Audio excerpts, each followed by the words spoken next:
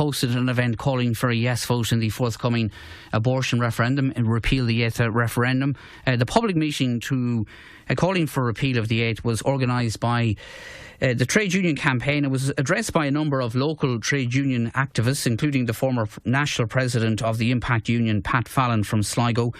And among the speakers at the event was our next guest, well-known Galway Independent Dáil Deputy Catherine Connolly, whom many of you will know well as an outspoken TD on many issues, not least this one. And she's made some very passionate contributions on this very issue in the Dáil in recent months. And I reluctantly talk about my personal circumstances. I'm somebody that comes from a large family of 14 in fact, equally balanced at the time, 7 and 7. Someone who suffered the loss of a mother at a young age. So at every level, I bring that in, not on an emotional level, but to say that we're not pro-life is absolutely insulting. But it's worse than insulting, it's dangerous, because it's seeking to polarise a debate that should not be polarised. Catherine Connolly, good morning to you. And thanks for joining us. And I play that clip because that is one of the accusations that are made against some campaigners on the yes side, that you're not pro-life. And you say that you find that insulting. Why do I and find it? And a lot of people do. I do. I find it absolutely insulting. And to reduce a debate to that, again, I use the word is dangerous. We need an open, honest debate about this issue. And we need the facts to come out. And the 8th Amendment is in our Constitution since September 1983. In my opinion, having looked at it in a dispassionate manner as well as in a passionate manner, the cases that have come before all of our courts and come before Europe and come before the United Nations committees have illustrated that this amendment, to put it mildly, is not fit for purpose. But in my opinion, it's worse than that. It's dangerous and has proven to be a danger for women's lives over that period of time. Okay. From 1983 right up to the present day. Okay, and when you say dangerous, you refer to the well-known cases, or is it just dangerous in general, do you feel? Dangerous in general because it sets a framework that says termination of a pregnancy is wrong in any circumstances. In any circumstances, except in the very limited circumstances which was set out in the X case. Dangerous specifically because it has endangered women's lives, it has endangered their health, and unfortunately has led to their deaths. All right, okay. If anybody has a question of Catherine Connolly, please contact us by all means. 0719 11 8104, 083, the text number 083 3500 530, or you can WhatsApp on that number as well. Is it all to do with the health? Is this a health issue for women first and foremost? I suppose I'm sitting opposite you with a microphone, and it's great to have this opportunity. But this is a complex topic that one needs to... It's an incredibly complex topic. Yes, on one level. And then the reality on the ground is very easy to comprehend. In 2016, over 3,000 women left Ireland and went to England for abortions. I think the figure is 3,265. That's last year. So we have an English solution to an Irish problem, and we want to ignore that and let the women off as long as they don't have terminations here. In addition to that figure, we know that at the very least 3,000 women accessed abortion pills online, and that was just from two main providers in England. That's Northern Ireland and Southern Ireland together, 3,000. Now those speakers speak for themselves. We have women of every age, all types of personalities, all complex reasons why they make decisions. Yeah. But they make the decisions and they're forced out of the country. That is bad enough. However, when they come back, they're excluded from the health service. Now, as a civilised society, how could we stand over that they're excluded? We know, for example, in one of the very high-profile cases, there was an ABC case going back, and following that, a very brave woman called Michelle Hart, who died subsequently from cancer, and the government settled the case with her. I mention her in particular. She had to be helped onto the plane over to England for a termination. She was so sick with cancer, and she could not get a termination in Ireland in 2010. And she only came forward after a case that was known as the ABC case that went to the European Court of Human Rights. And she got the courage to come forward and tell her story, and the government had to compensate her. So case after case from 83 forward. Prior to 83, and this is also important, prior to 83 there was a very important case called Sheila Hodgers, who died prior to the amendment. She was refused cancer treatment.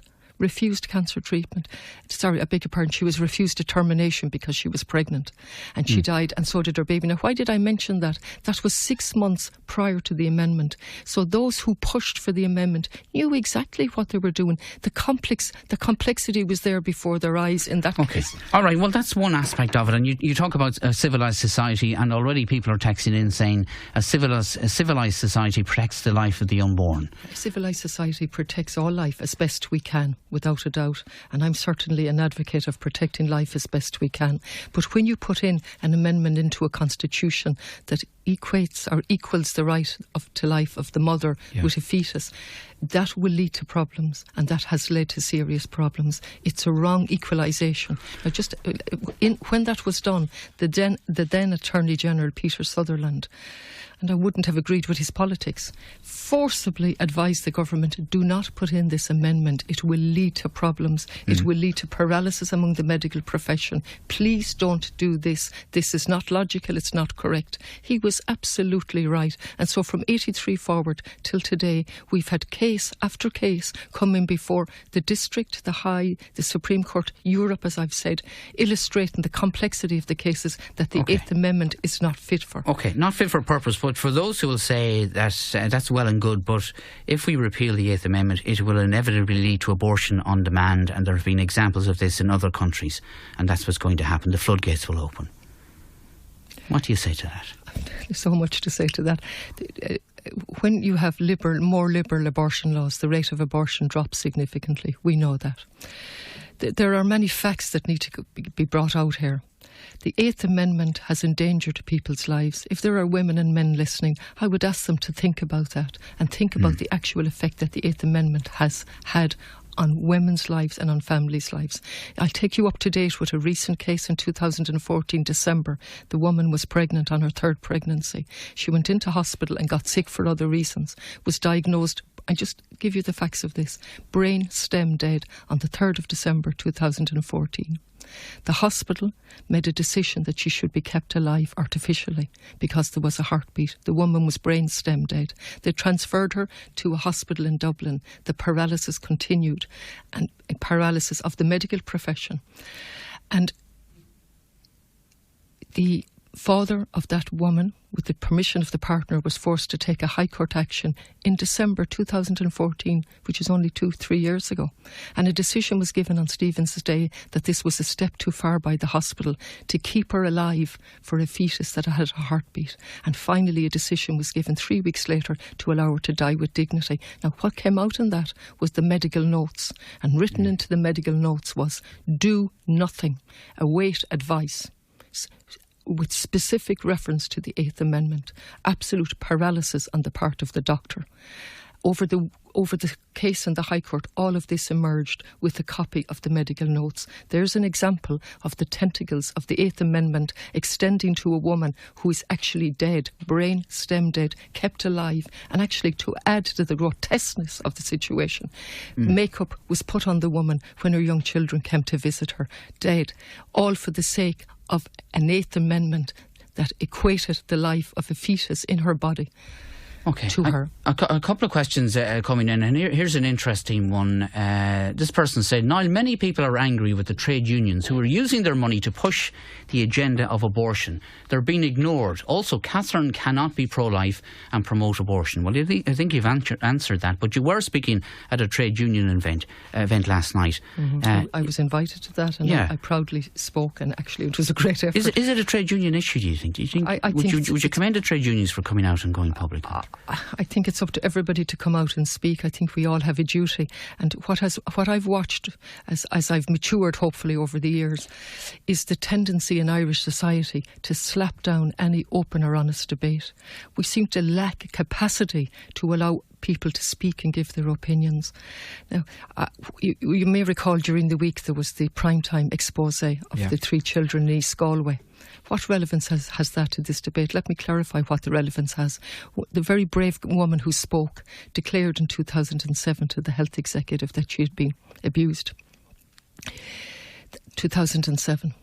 The health board subsequently placed somebody in that home, even though there was a credible assessment of her. Why do I mention that? That was 2007. In that same year, the health executive, in the D case, that was a 17-year-old girl who was pregnant with an anencephalic pregnancy. And she was in the care of the health board in 2007, same year now as in relation to their actions on the abuse case.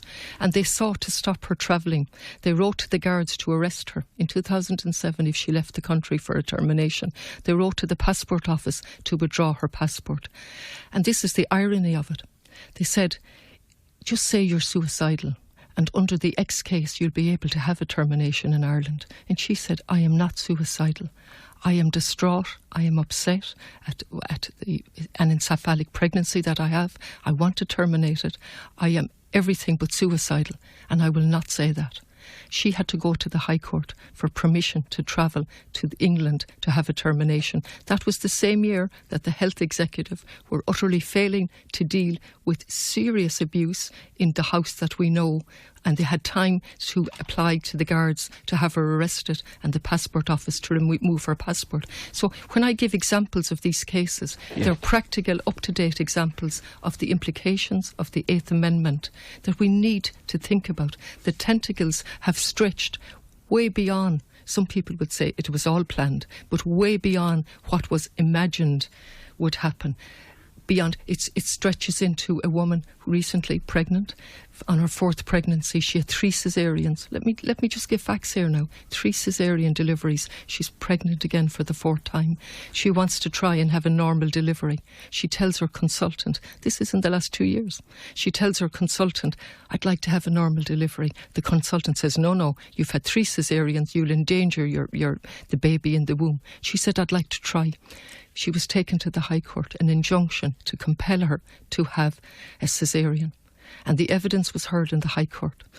And she clarified what she wanted. She just wanted to be able to make her own decision. And the judge said, I don't agree with your decision. I don't know why you're doing this. You're clearly endangering, you're not taking medical advice. However, it's a step too far. And I believe you should be allowed to make your own decision. Okay. Listen to that for a moment now, Niall. This is an Eighth Amendment giving power to a consultant to go to the High Court to bring an injunction to compel his patient to have a caesarean because he believes that she is endangering her child. This is a quite normal woman who subsequently appeared in the Sunday papers and told her story and said, look, I was never not going to have a caesarean. I wanted to go as far as I could in a normal process, but I wasn't allowed. So what the Eighth Amendment has done, which is it's unique actually.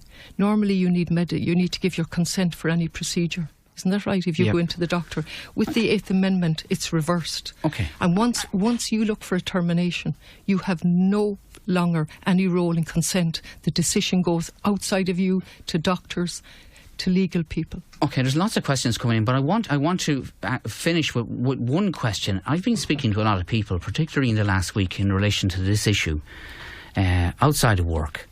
And I was quite amazed by how many of them have decided they're not going to vote at all. And they're not going to vote because they're confused by the arguments being put forward on both sides.